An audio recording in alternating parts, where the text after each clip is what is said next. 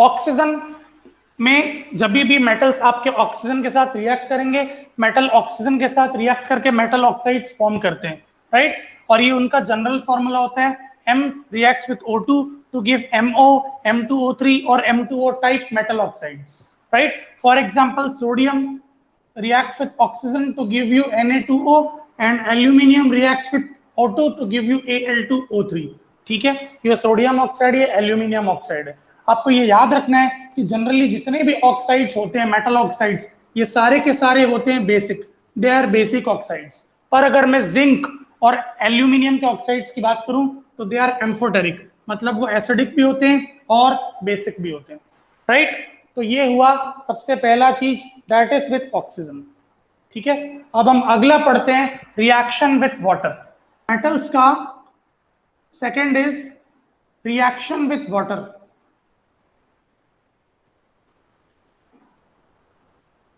H2O,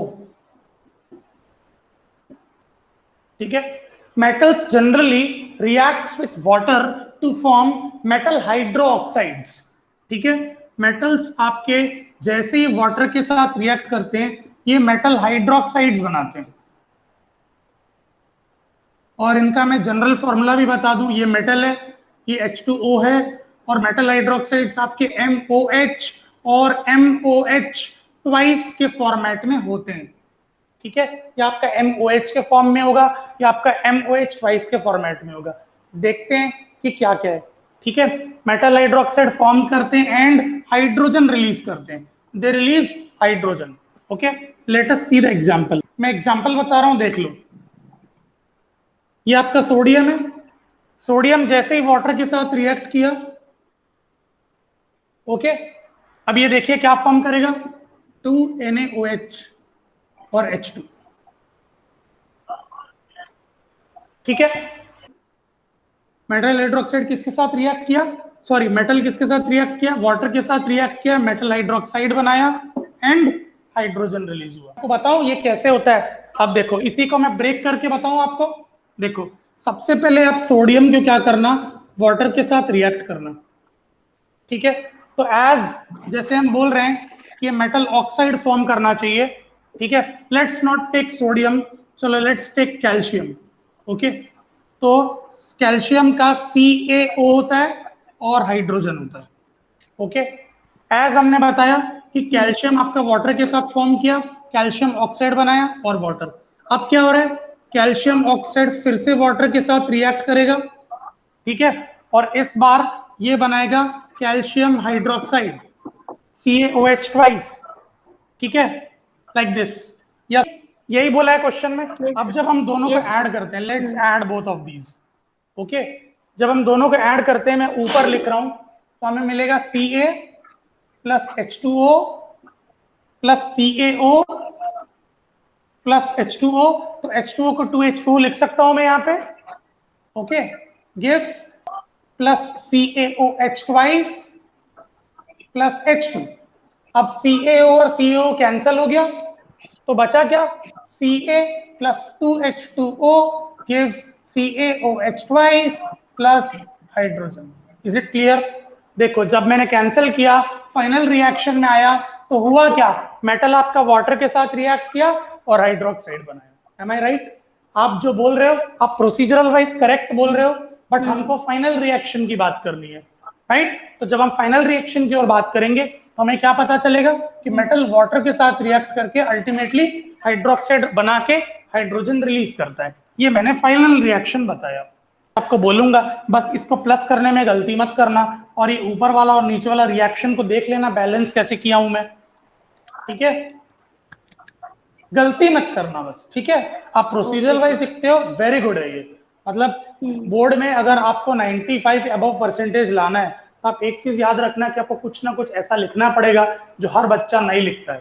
तो ये हर बच्चे के लिए है, अगर आपको लिखना है तो बिल्कुल आपको लिखना चाहिए, बट गलती मत करना। गलती करोगे पता चला एक्स्ट्रा लिखने के चक्कर में अपन ने गलत कर दिया। समझने की जरूरत है कि यस, मेटल आपका सबसे पहले वाटर के साथ रिएक्ट करके ऑक्साइड बनाता है, फिर ऑक्साइड को फर्दर आप हाइड्रोलाइज करो तो हाइड्रोक्साइड बनाता है। दोनों तरीके, लेकिन आप ये भी बोल सकते हो कि metal undergoes hydrolysis to give you hydroxides. ठीक है, रिएक्शन विद ये डाइल्यूट एसिड्स का reaction with water, with dilute acids, right. याद रखना कभी भी मेटल आपका डाइल्यूट एसिड के साथ रिएक्ट करके मेटल सॉल्ट बनाता है। Metal reacts with dilute acids to give you metal salt, और एसिड में आपका हाइड्रोजन रहता है। कोई भी एसिड में देखो HCl में हाइड्रोजन रहेगा, H2SO4 में हाइड्रोजन है, HNO3 में हाइड्रोजन है, मतलब हाइड्रोजन आपको हर जगह मिलेगा, तो अल्टीमेटली हाइड्रोजन आपका प्रोड्यूस हो जाएगा, right. Let me explain you with the help of an example, right. और एग्जाम्पल आपका होता है कि सपोज मैंने एक मेटल ले लिया Mg, आपको जब मैं 2HCl के साथ रिएक्ट किया तो MgCl2 फॉर्म होगा, magnesium chloride, this is a metal salt plus hydrogen. तो देख सकते हो आप कि ये आपका बेस्ट एग्जाम्पल है, ओके। HCl, अगर मैं HCl एसिड की बात करूं, अगर मैं इसी को H2SO4 के साथ रिएक्ट करता हूं, ठीक है, तो मेरे पास सेम चीज है, Mg plus H2SO4 that gives you MgSO4 plus H2। तो ये आपका मेटल सॉल्ट है और ये आपका डाइल्यूट सल्फ्यूरिक एसिड है, ओके। सिमिलरली आपका HNO3 भी होता है। HNO3 मतलब क्या होता है? नाइट्रिक एसिड, ठीक है, नाइट्रिक एसिड। बस मेटल नाइट्रिक एसिड में एक चीज होता है, याद रखना कि यहां पे H2 is not produced. Nitric acid में याद रखना कि हाइड्रोजन प्रोड्यूस नहीं होता है। ये एक बात आपको याद रखना है, मेटल सॉल्ट बनाएगा but hydrogen will not be produced. Reason क्या है? It's a strong oxidising agent.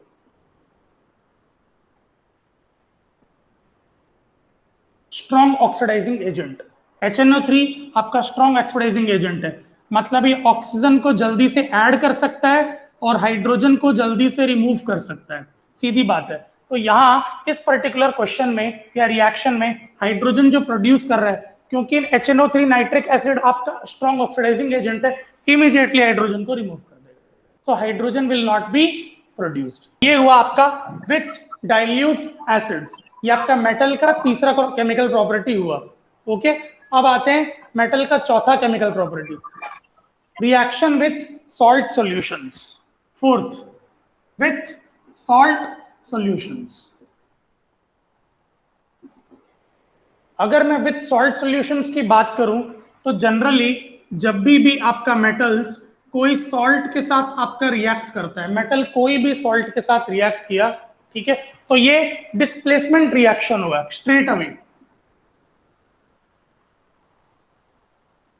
ठीक है। हमने चैप्टर 1 में पढ़ा है डिस्प्लेसमेंट रिएक्शन क्या है, when a highly reactive metal displaces low reactive metal from its salt, ठीक है। तो ये आपका हाईली रिएक्टिव मेटल सॉल्ट बनेगा, ओके, ये याद रखना, और लो रिएक्टिव मेटल फॉर्म होगा। जैसा कि अपन ने ऑलरेडी पढ़ा हुआ है, आप अगर कॉपर को आयरन को कॉपर सल्फेट के साथ रिएक्ट करोगे तो ये आपको फेरस सल्फेट मिलेगा और कॉपर अलग हो जाएगा, राइट। तो ये जो मेटल है, this is highly reactive metal. Highly reactive metal displaces with a salt, reacts with a salt to form highly reactive metal salt plus low reactive metal. तो फेरस आपका कॉपर सल्फेट के साथ add हुआ, ferrous sulphate form हुआ और copper being a low reactive अलग हो गया। तो ये होता है with salt solution, straight away displacement reactions होते हैं, ठीक है। ये आपको याद रखना है, this is the fourth reaction, okay. आते हैं अपन फिफ्थ वाला विथ क्लोरीन, कि भाई मेटल्स का रिएक्शन विथ क्लोरीन क्या होता होगा, ठीक है। तो metals generally react with chlorine to give you metal chlorides, एकदम simple. Metal generally reacts with chlorine to give you metal chlorides. जैसे कि आपका 2Na है, sodium is a metal, Cl2 के साथ रिएक्ट करेगा और ये बनाएगा NaCl, ठीक है। Mg है, ये Cl2 के साथ फॉर्म करेगा और बनाएगा मैग्नीशियम क्लोराइड MgCl2, ओके। एक चीज याद रखना, जब भी मेटल्स आपका क्लोरीन के साथ रिएक्ट करते हैं ये आयनिक बॉन्ड फॉर्म करते हैं, they form an ionic bond, NaCl में आयनिक बॉन्ड होता है, that is by they form chlorides. ठीक है। तो आपके मेटल क्लोराइड जो भी फॉर्म होते हैं they are always ionic compounds, वो सारे के सारे आयनिक कंपाउंड्स होते हैं। आयनिक आगे आने वाला है पर मैं बता देता हूँ, ठीक है। जनरली क्या होता है, कोई भी एक कंपाउंड जब फॉर्म होता है तो उसको दो तरीके से फॉर्म कर सकते हो, या आप इलेक्ट्रॉन्स को लूज और गेन करके, या आप इलेक्ट्रॉन्स को शेयर करके, ठीक है। ये फर्दर मैं आपको बताऊंगा कि ये लूज और गेन और क्या होता है करके, राइट। तो अगर आप इलेक्ट्रॉन को, मतलब मान लो कि एक एक दो कंपाउंड, एक ए है और बी है, ये दो के बीच में बॉन्डिंग हो रही है, और ए आपका इलेक्ट्रॉन लूज कर रहा है और बी आपका इलेक्ट्रॉन गेन कर रहा है, और ए बी के बीच में आपका बॉन्ड बन रहा है, तो इसको हम बोलेंगे ionic bond.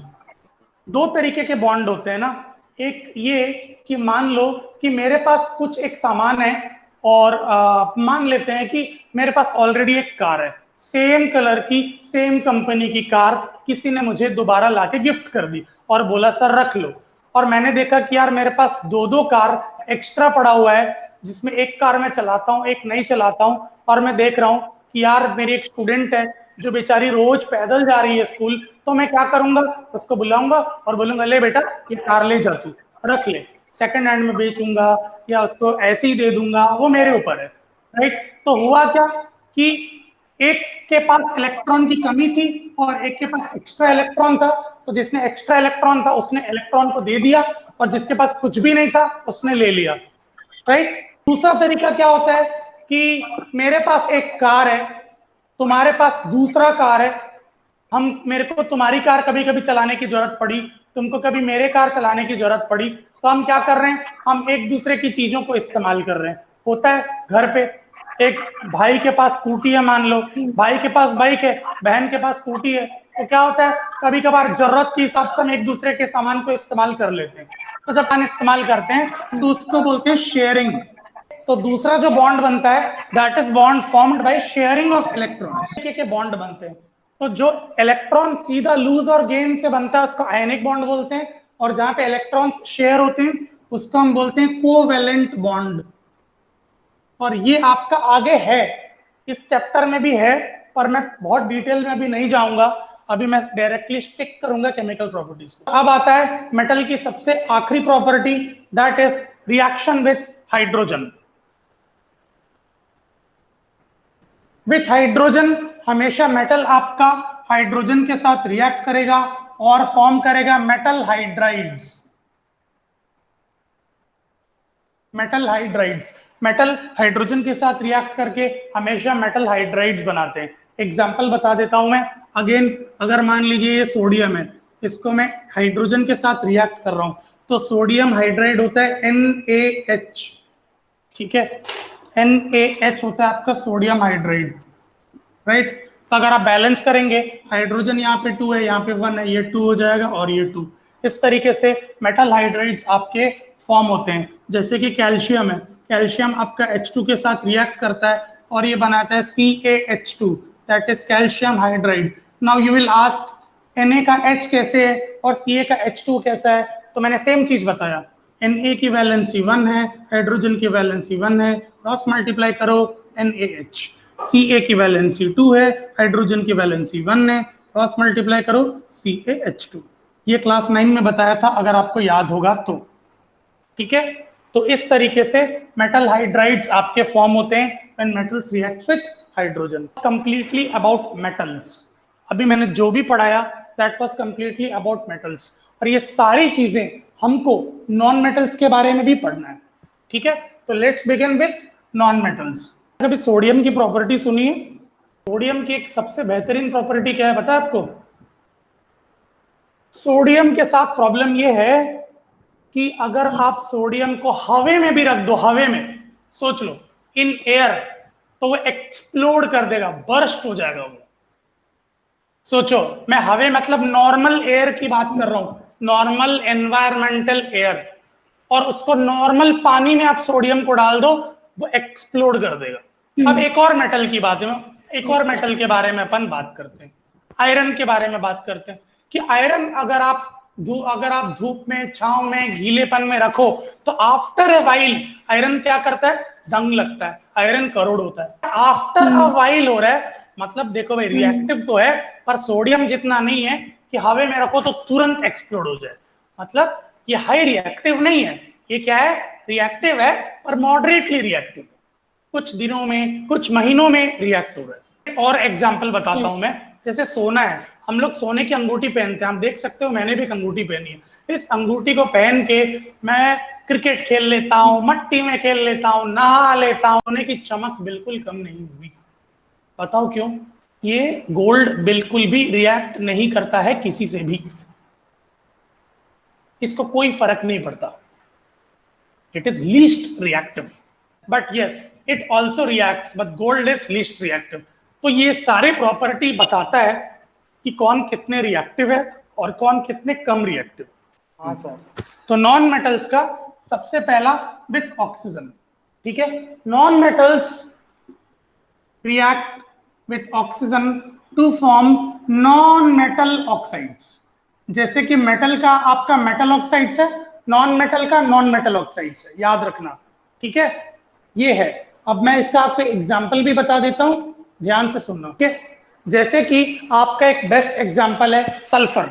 Sulphur is a non metal, आप ऑक्सीजन के साथ रिएक्ट करो, ये फॉर्म करता है SO2, सल्फर डाइऑक्साइड, ठीक है। जैसे कि कार्बन है, carbon is a non metal, oxygen के साथ रिएक्ट करो CO2, ठीक है। बस याद रखना कि non metal oxides are acidic in nature. जैसे मेटल ऑक्साइड्स आपके बेसिक इन नेचर थे ना, तो non metal oxides are acidic in nature, ठीक है। पर इनमें दो ऐसे ऑक्साइड्स होते हैं जो कि आपके ना ही एसिडिक होते हैं ना ही बेसिक होते हैं, एकदम न्यूट्रल होते हैं। सबसे पहला है वाटर। वाटर में हाइड्रोजन आपका नॉन मेटल है, तो नॉन मेटल ऑक्साइड हो गया, तो water is a neutral compound. और दूसरा है carbon monoxide, it is also not acidic, it is also neutral oxide. तो ये ना बेसिक होते हैं ना एसिडिक होते हैं, वाटर और कार्बन मोनोऑक्साइड, ठीक है। नॉन मेटल ऑक्साइड्स आपके सॉल्युबल होते हैं पानी में। अपन ने पढ़ा था कि metal oxides are insoluble in water, पर भाई नॉन मेटल ऑक्साइड्स पानी में घुलते हैं, इजिली सॉल्युबल हो जाते हैं, ठीक है। तो this was about with oxygen, right. अब आते हैं अपन reaction with water. Non metals कभी भी वाटर के साथ रिएक्ट नहीं करते हैं, कभी भी नहीं, क्योंकि रिएक्ट करने के लिए आपको एक इंपॉर्टेंट क्या बोलना चाहिए, प्रॉपर्टी होना चाहिए, लूजिंग ऑफ इलेक्ट्रॉन्स। पर नॉन मेटल्स इलेक्ट्रॉन लूज नहीं करते, नॉन मेटल्स हमेशा इलेक्ट्रॉन को गेन करते हैं, so they don't react with water, no reaction. Non metals का वाटर के साथ नो रिएक्शन होता है। रीजन क्या है? They can't lose electrons and they cannot produce hydrogen. ना ही इलेक्ट्रॉन लूज कर सकते हैं ना ही हाइड्रोजन प्रोड्यूस कर सकते हैं, ठीक है। तो याद, तो सीधी बात है कि वाटर के साथ कोई रिएक्शन नहीं होता है। अब आता है अगला with dilute acids. With dilute acids again, dilute acids के साथ भी सेम इश्यू है, no reaction with dilute acids. क्यों? क्योंकि अगेन डाइल्यूट एसिड्स के साथ भी एसिड्स में होता है हाइड्रोजन, तो हाइड्रोजन तब तक प्रोड्यूस नहीं होगा जब तक इलेक्ट्रॉन लूज नहीं होगा। तो can't lose electrons and cannot produce hydrogen, ठीक है। तो इलेक्ट्रॉन लूज हो नहीं सकता और हाइड्रोजन प्रोड्यूस हो नहीं सकता, इसलिए with dilute acids there will be no reaction, कोई रिएक्शन नहीं होगा डाइल्यूट एसिड्स के साथ भी, ओके। अब फोर्थ नंबर पे क्या था?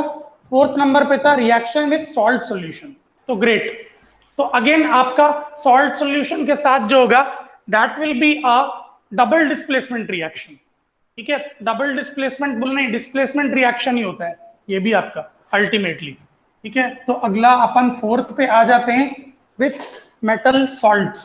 आपका मेटल्स और नॉन मेटल्स में एकदम सेम है कि ये अगेन डिस्प्लेसमेंट रिएक्शन शो करता है, हाईली रिएक्टिव मेटल लो रिएक्टिव मेटल में डिस्प्लेस होता है। जैसे कि मान लो NaBr है आपका, सोडियम ब्रोमाइड, ठीक है, ये क्लोरीन के साथ रिएक्ट करता है।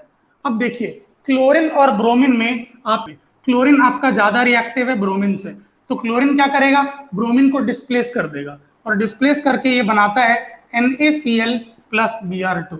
तो हमेशा रिएक्टिविटी ऑर्डर याद रखना, सबसे ज्यादा रिएक्टिव फ्लोरीन है, उसके बाद क्लोरीन है, उसके बाद ब्रोमीन है, उसके बाद आयोडीन है, राइट। तो chlorine being more reactive than bromine, it displaces bromine from NaBr and it's form sodium chloride.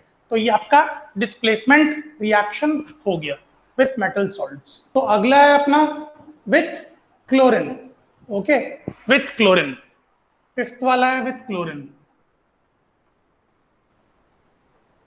With chlorine में सीधी सी बात है, आपका मेटल का क्लोरीन के साथ मेटल क्लोराइड्स बनाता था, तो नॉन मेटल का नॉन मेटल क्लोराइड्स बनाएगा, it will form non metal chlorides, right. Non metal chlorides में बॉन्ड आयनिक नहीं होता है, बॉन्ड आपका कोवेलेंट होता है, ठीक है। मैंने बताया था जहां इलेक्ट्रॉन शेयर होता है वहां कोवेलेंट बॉन्ड, जहां इलेक्ट्रॉन ट्रांसफर होता है वहां आयनिक बॉन्ड। तो मेटल वाले में आयनिक बॉन्ड और नॉन मेटल क्लोराइड्स में कोवेलेंट बॉन्ड। अब मैं एग्जैक्टली बताता हूं कि कौन सा रिएक्शन हो सकता है। तो देखो, विथ क्लोरीन, हाइड्रोजन एक नॉन मेटल है, क्लोरीन के साथ रिएक्ट करता है और ये बनाता है 2HCl, नॉन मेटल क्लोराइड, और ये स्ट्रिक्टली कोवेलेंट बॉन्डिंग होता है HCl में, राइट। तो ये आपका विथ क्लोरीन है। और लास्ट वाला क्या था, विथ हाइड्रोजन, ठीक है। नॉन मेटल आपका हाइड्रोजन के साथ जब भी रिएक्ट करता है, okay, it will form non metal hydrides, non metal hydrides. अब इसका भी आपका एग्जाम्पल है, कोई भी नॉन मेटल ले लो, ओके, जैसे कि मान लेते हैं सल्फर है, नॉन मेटल, H2 हाइड्रोजन के साथ रिएक्ट किया तो ये बनाया H2S, मतलब हाइड्रोजन सल्फाइड। तो ये क्या हुआ, सल्फर का हाइड्राइड हो गया, that is hydrogen sulphide.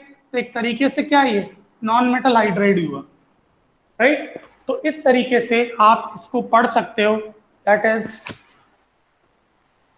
Chlorine hydrogen जो भी है, ये आपके 6 रिएक्शंस है विद नॉन मेटल्स। तो आज हमने chemical properties of metals and non metals complete कर लिया है।